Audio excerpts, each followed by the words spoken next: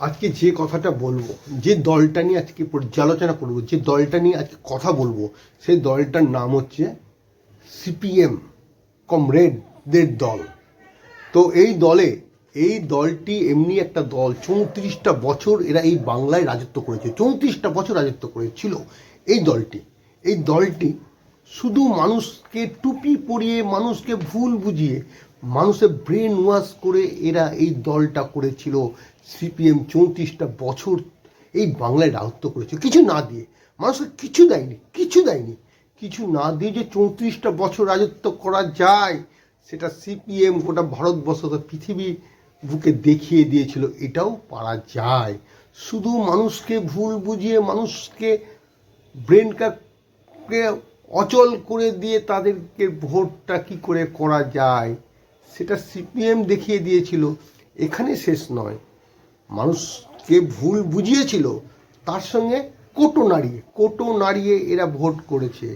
এরা কোথায় ভূমিকম্প হয়েছে, বিদেশে কোথাও ভূমিকম্প হয়েছে, বা দেশে কোথায় বন্যা হয়েছে, বা যুদ্ধ হয়েছে, তারা কোটো নাড়িয়ে দুয়ারে দুয়ারে ঘুরেছে, তারা দোকানে দোকানে ঘুরেছে। তাদেরকে সাহায্য করতে হবে, কাদেরকে? সিপিএমকে সাহায্য করতে হবে। সিপিএম সেই তহবিলটা পৌঁছে দেবে বিদেশে, কোনো দেশে। ভাবুন, সেই তহবিলটা পৌঁছে দেবে হয়তো কাশ্মীরে কোথায় যুদ্ধ হয়েছে, কাশ্মীরে পৌঁছিয়ে দেবে, নেপালের কোথায় ভূমিকম্প হয়েছে সেখানে পৌঁছে দেবে।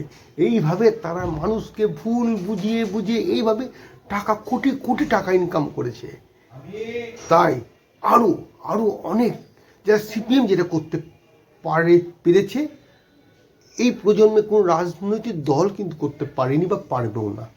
তাই মানুষ এখন দেরিতে হলেও বুঝে গিয়েছে এই দলটা সর্বনাশা দল, এই দলটার কাছ থেকে কিছু পাওয়া যাবে না, এই দলটা মানুষকে কিছু দেবে না, মানুষের কাছ থেকে নিংড়িয়ে নিবে। যেভাবে 34টা বছর মানুষের কাছ থেকে নিংড়ে নিয়েছে, আবার তারা নিংড়ে নিবে, এটা মানুষ বুঝে গেছে।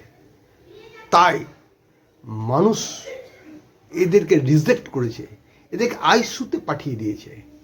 এখন দল করতে গেলে মানুষকে কিছু দিতে হবে, অসহায় মানুষের পক্ষে থাকতে হবে, মানুষকে স্বাস্থ্য, মানুষকে খাদ্য, মানুষকে বস্ত্র দিতে হবে, শিক্ষা দিতে হবে, যেটা আজকে সরকার দিচ্ছে।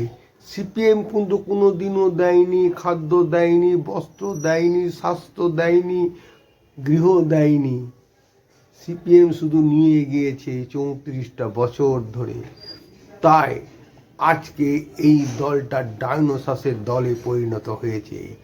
তাই ওরা প্রথমে লোকসভাতে জোর ধাক্কা খেলো, 0-0-0 পেল। তারপর বাংলায় সিপিএম 0-0 পেল, মহা 0 পেল। তাই ভারতবর্ষ থেকে সিপিএম এখন অপ্রাসঙ্গিক দলে পরিণত হয়েছে। তাই বলি, টিভির সামনে বসে গুটি কত কমরেড কথা বলবে, গুটি কত লোক কথা বলবে, মানুষের ব্রেন ওয়াশ করার চেষ্টা করবে, মানুষ কিছু পাত্তা দেয় না। স্নো পাউডার মেখে টিভির সামনে বসে পরে ভোট পাওয়া যায় না। মানুষের দুয়ারে যেতে হবে, মানুষের অভাব অভিযোগের কথা শুনতে হবে, মানুষের এক বোতল রক্ত দরকার, সেই রক্তটা দিতে হবে। আজকে কোনটা মুর্শিদাবাদ দিয়ে বলছি আমি, মুর্শিদাবাদে কোনো রক্তদান শিবির হয়? সিপিএম করেছে। মানুষের কোনো স্বাস্থ্য ক্যাম্প করেছে? দেখুন, পার্টি অফিসগুলা 5 স্টার পার্টি অফিস করে বসে আছে, সেখানে কোনো উন্নয়নমূলক কাজ হয় না, মানুষের জন্য কোনো কাজ হয় না। এরা সমালোচনা করে, সমালোচনা করেই যাবে।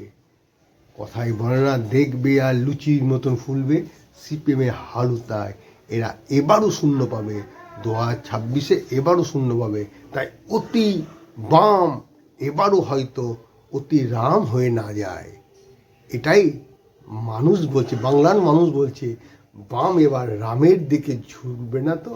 গত বিধানসভার মতো। জেলা বার্তার রিপোর্ট, মানিক ভট্টাচার্য, মুর্শিদাবাদ থেকে।